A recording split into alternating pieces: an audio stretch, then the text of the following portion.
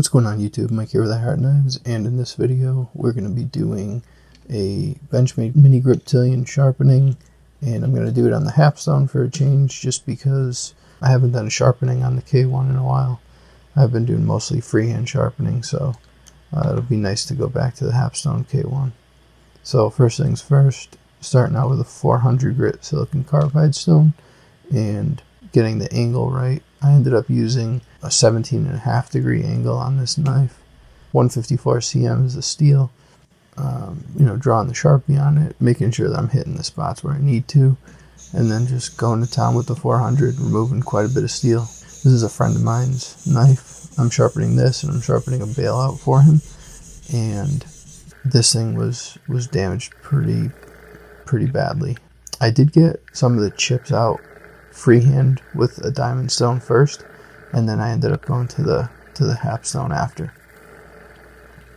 So switching to the Shapton Glass 1000 grit, you do have to move the arm, because the thickness and stone change will need to be compensated by the arm. So if it's a thicker stone, it'll need to be adjusted up or down. Same with shallower. So I just did that, and basically just removing the 400 grit scratches.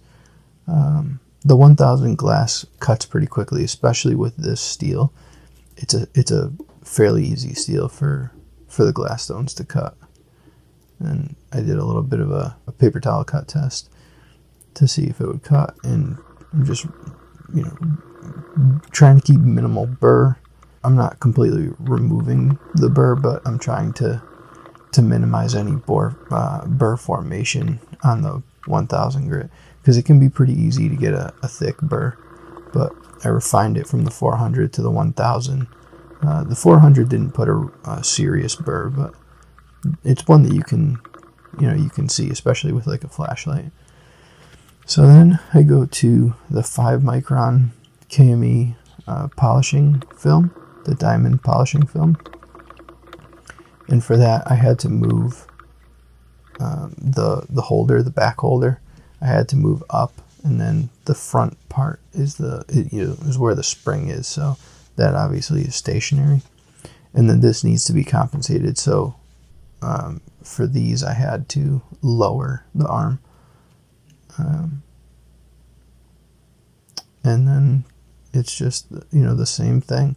And I did forget to move my little collar stop that I have on the back, so you can see I ran up past the edge a little bit on that first one, but then it's easy to readjust. But then I remembered that I didn't move the collar stop, so after flipping it, I grabbed an Allen wrench, moved the collar stop, and it's nice. The collar stop is it doesn't come with it, but it's a nice addition, because anytime, especially as you're getting finer and finer stones, your potential for ruining the edge, if you do hit it, it sets you back at least 2 or 3 steps when you're going for like a nice mirror polish.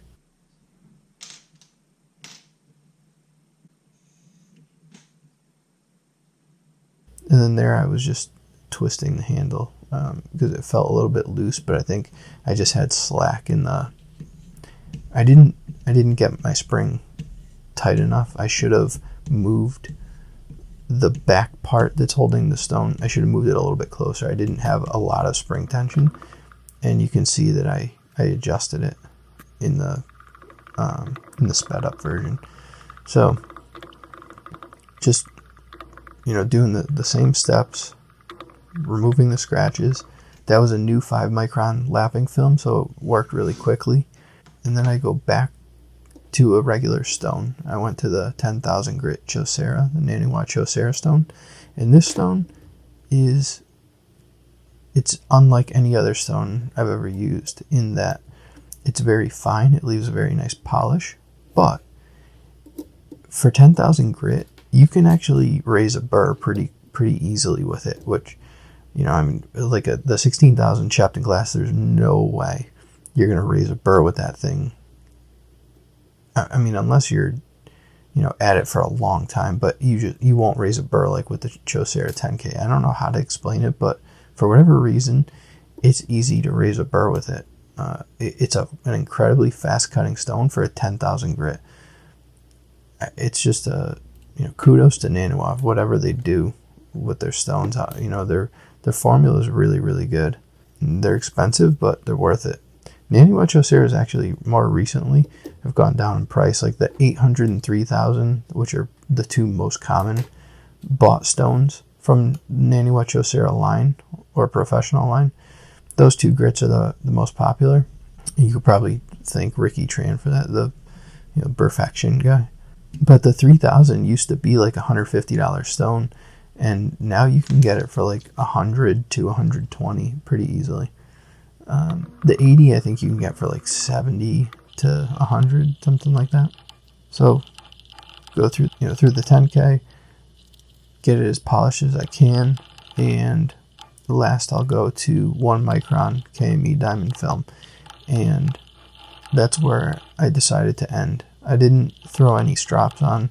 This was the strop. The diamond film, I find that as long as my pressure is really, really fine, I don't need to go to like a traditional leather strop. Plus, I don't want to convex my edge. I want to keep it as flat as I can.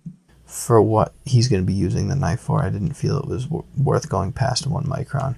He's an electrician, so I think it's going to suit him well.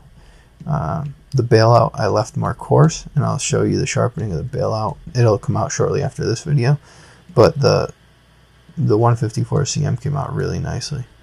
So if you have any questions, feel free to leave them in the comments or email me at iheartknives@yahoo.com. Please subscribe, give a thumbs up, share. If just half of you guys shared and told somebody about the channel, we can go from 570 subscribers to 750, which would be awesome. So let's keep it going. I'm going to keep the content coming out to you guys. I'm going to try to go back to like a weekly schedule. Baby's coming due in the next like 8-9 weeks, so I'm trying to crank out as much content as I can.